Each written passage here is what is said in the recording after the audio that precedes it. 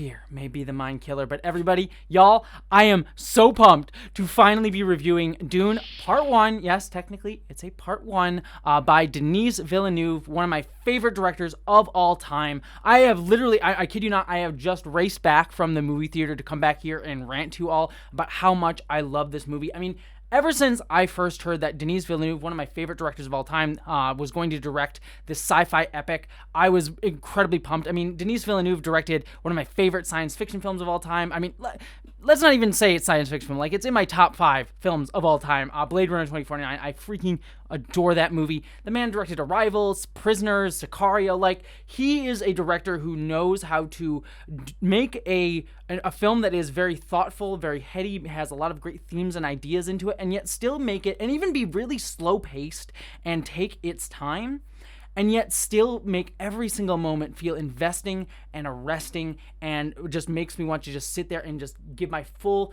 attention to a piece. Even with my, even in movie theaters, I like to fidget a lot. Like, his movies just demand my attention no matter what pace they're at, and Dune Part 1 did that, exactly that. And I was kind of nervous to a degree going into this movie because Dune is... I've only read the first book, to be fair. I do not know the entire grand nature of the epicness that is like all the other Dune books and Dune Messiah. I know like a little bit of the lore here and there and how insane it actually gets.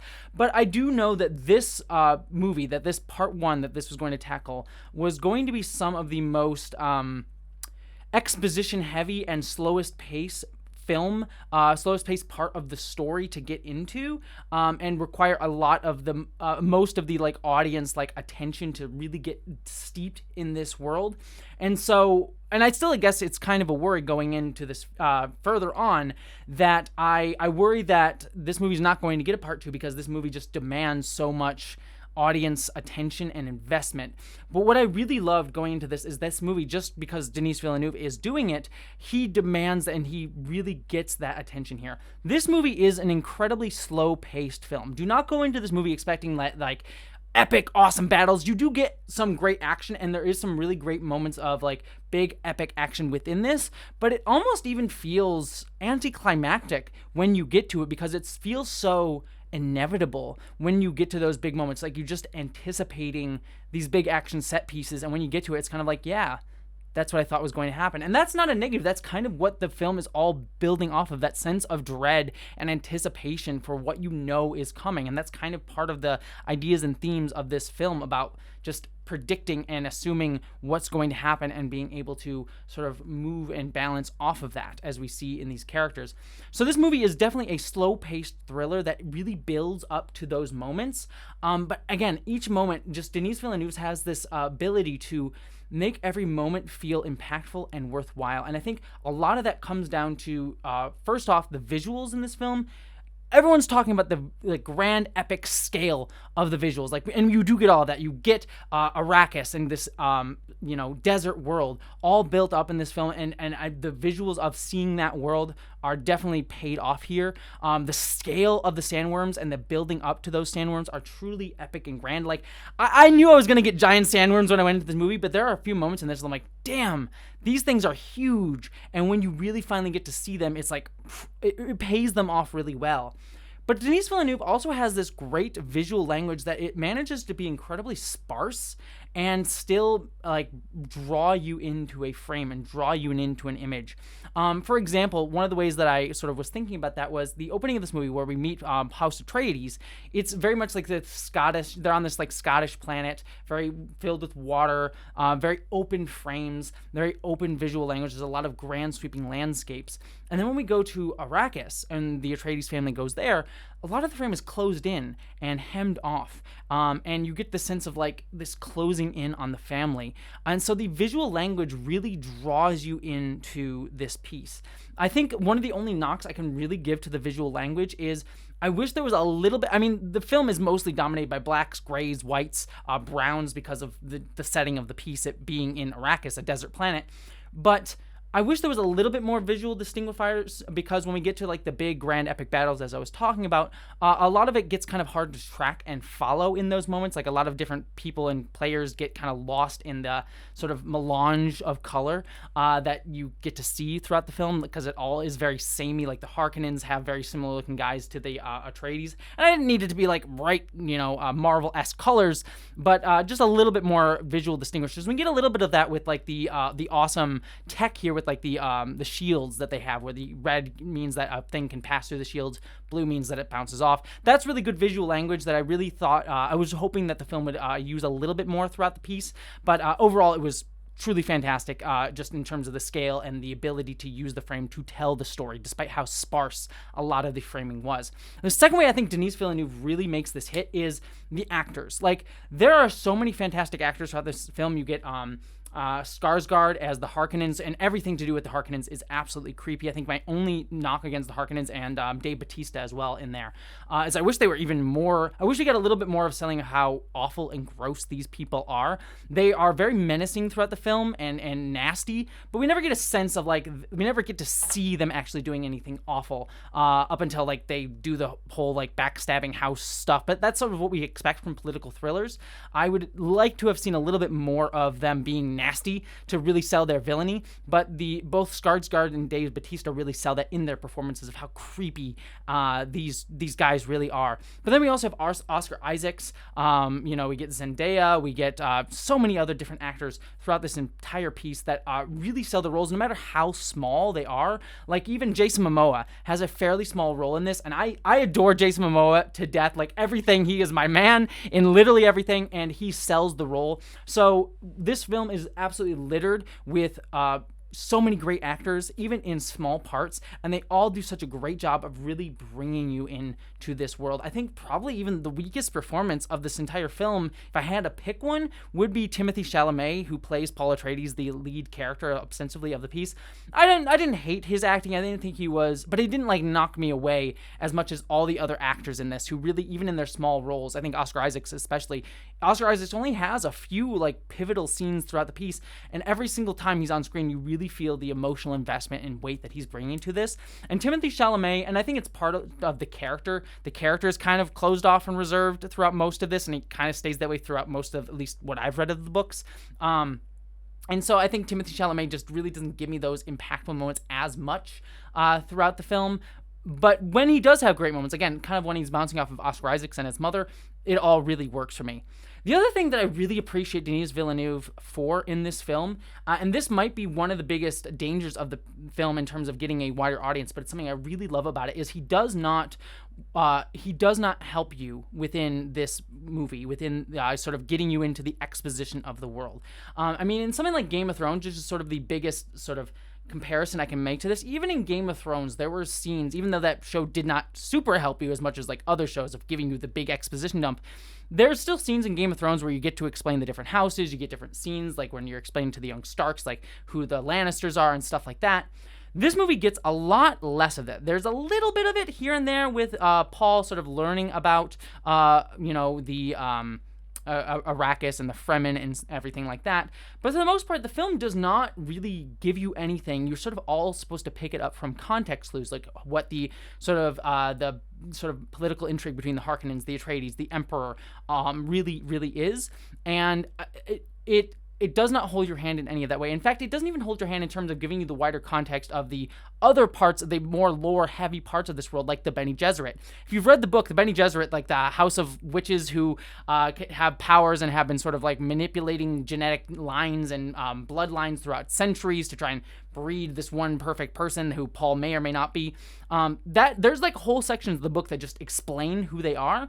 And in this movie, there was a scene early on in the movie where Paul goes in to meet one of the Bene Gesserit, and it's a very famous scene where he puts his hand in the box. I thought that was where we were going to get the big exposition dump. But even in that scene, the film kind of eschews giving you like, here's what this means. Here's what Paul's supposed to be. Here's the sort of exposition of what these powers are.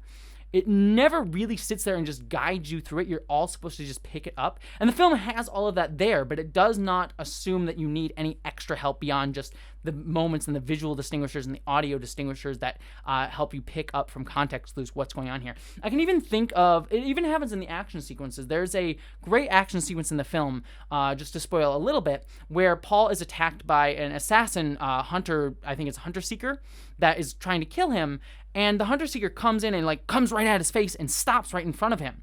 And it's a little bit confusing if you're not sort of picking up everything that's going on in that scene, because Paul is standing in a hologram that's sort of throwing the hunter seeker off. He has the shield on that can make things slow down in front of him, and the blade has to still go through the shield slowly in order to hit him. But the film doesn't make that explicit, and so you're left, if you're not thinking about it, a little bit confused about why this thing slowed down right in front of his eyeball instead of just jabbing him.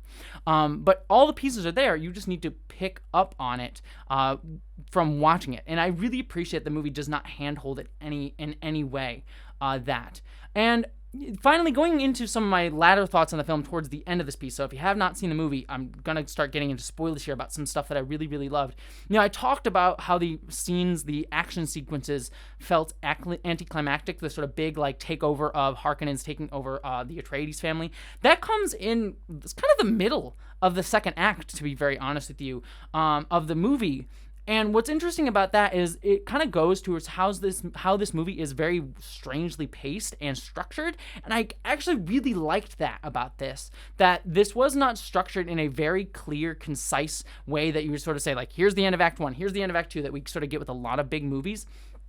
It, again, feels very anticlimactic, but the emotional climaxes are much more interesting, and sort of where this film decides to put its attention in those moments, like sticking with Paul, sticking with, the moments where, people get killed in certain spots of the piece, I think was truly, truly excellent. And I really adored that the movie did not just use the big action set pieces in order to like anchor the film throughout. But again, I think that is going to toss a lot of people out of the movie. But I personally really appreciated that sort of difference of pace that you don't get to see in this kind of film. The only thing I would probably give a huge knock to this film overall, in terms of something that disappointed me, was the ending was a little bit strange for me, in the sense that it felt like it was trying to build up this like cliffhanger for part 2. And sort of build us up to like, oh, this is really cool for part 2, to get people to want to come back for a second movie, and get people excited for that. But then also feeling weirdly like, oh, that's just a thing that happens here at this point in the film.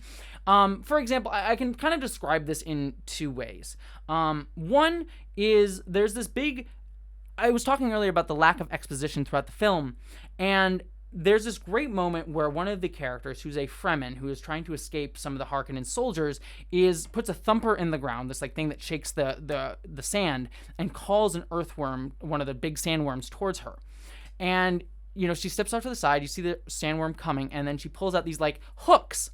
And big spoiler here, one of the big things that we know those hooks are for is, if you read the book, the Fremen ride the sandworms. That's like a big, cool, epic moment that we sort of learn later on in the books, even past where this movie ends. And so I was like watching them like, oh, I love that they're hinting at this, but they don't end up showing it because she dies shortly thereafter before she can get on the sandworm. So it's like this little hinting and seeding of that idea, and then we don't actually get to see it. And so I loved that seeding of that epic moment to come later on. But then at the end of the film, in one of the final shots, we get to see one of the Fremen riding a sandworm kind of in the distance. And it's just sort of like, oh, yeah. It just sort of like felt offhanded of this really great setup that I thought was going to be setting up for future movies, that just sort of gets offhandedly tossed away here. And I do know it's hinting towards the fact that like there's more here going on. This is just the beginning. That's the final line of the movie. Just sort of hint at, come back for part 2. But it felt a little bit like it was wasting the sort of great pacing and hinting and lack of exposition that the film had built up until this point, that really would have made, like, if we didn't get to see that until part 2, where Paul got to ride the sandworm for the first time, that was our first time seeing that, would have really felt like it was really paying off these little seeds of stuff in ways that felt truly satisfying, in a way that you can't really do if you sort of like have this overt, like, here's the setup, here's the Chekhov's gun, here's the payoff.